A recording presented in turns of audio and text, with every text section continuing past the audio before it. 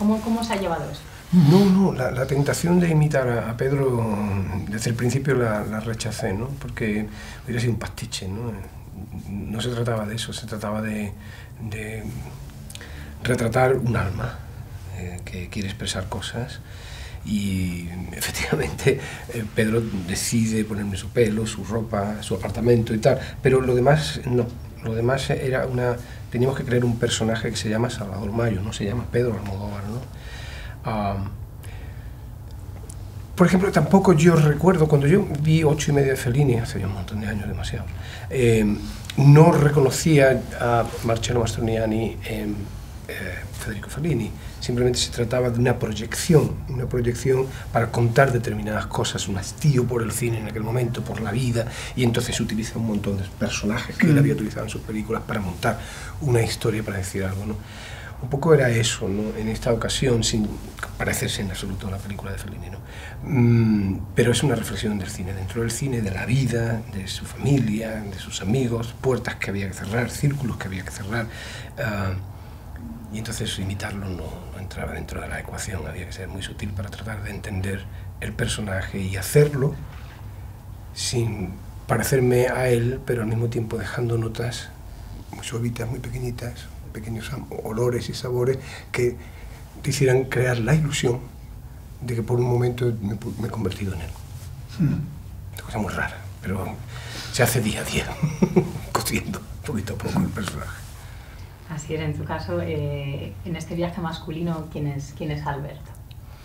Es el actor, representa al actor y en la vida de un director.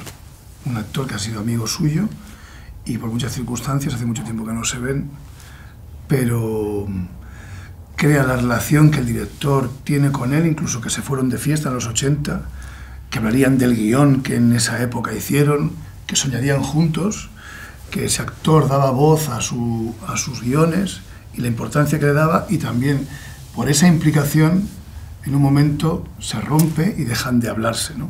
Y se convierte en una relación que le da tanta importancia y la coloca en un lugar tan cerca de la madre y de su amor, ¿no? Es otro círculo que cierra, es otra de las cosas que en un momento dado de su vida decide por algún momento cerrar o volver a acercarse, ¿no?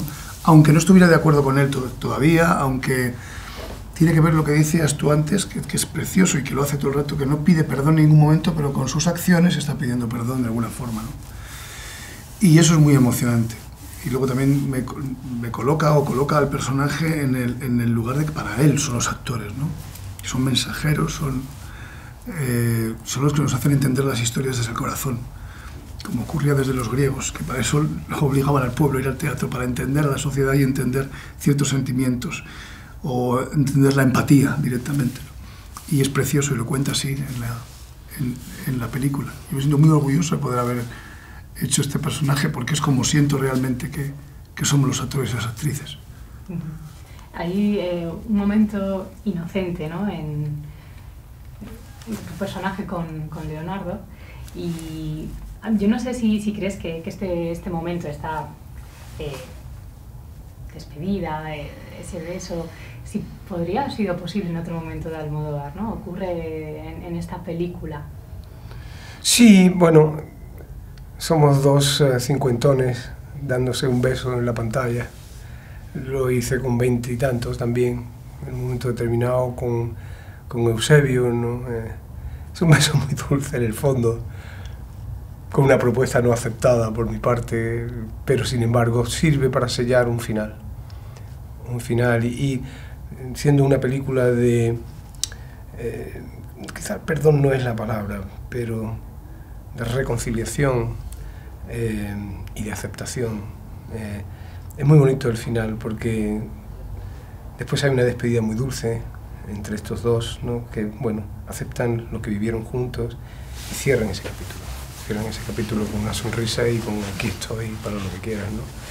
Y se produce en su pareja, se produce también muy hermosamente con la madre.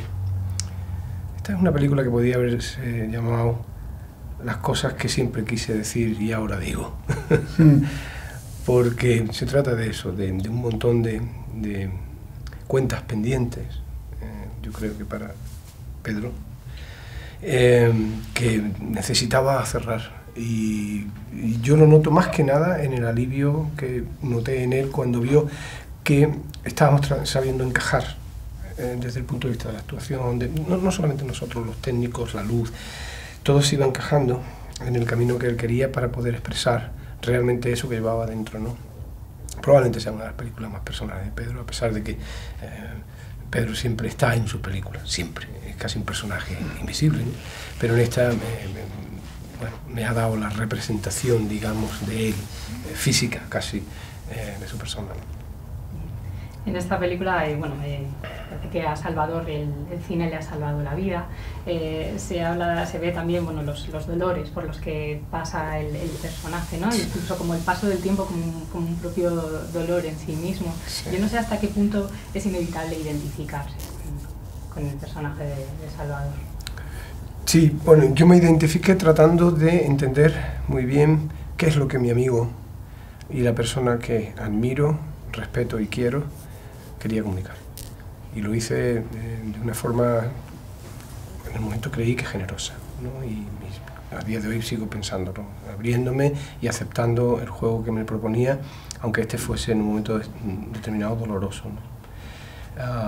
Para él y para mí también, porque Pedro busca en los actores frescura, una frescura que no les sirve si traes cosas que has hecho anteriormente con otras películas, trucos que te sirven para actuar, lugares donde te sientes muy cómodo, pero que ya no significan nada porque se han visto, porque están manidos. Él quiere un Banderas nuevo para interpretar un personaje nuevo. Entonces eso produce dolor y esperemos que también un poquito de gloria al final de este camino. Esa fue la manera de enfrentarme a lo que quería Pedro de mí en este momento, ¿no? Y creo que hemos obtenido un buen resultado, pero el público lo dirá a partir del día 22 que se estrena la película, ¿no? Esos son los que tienen la última palabra.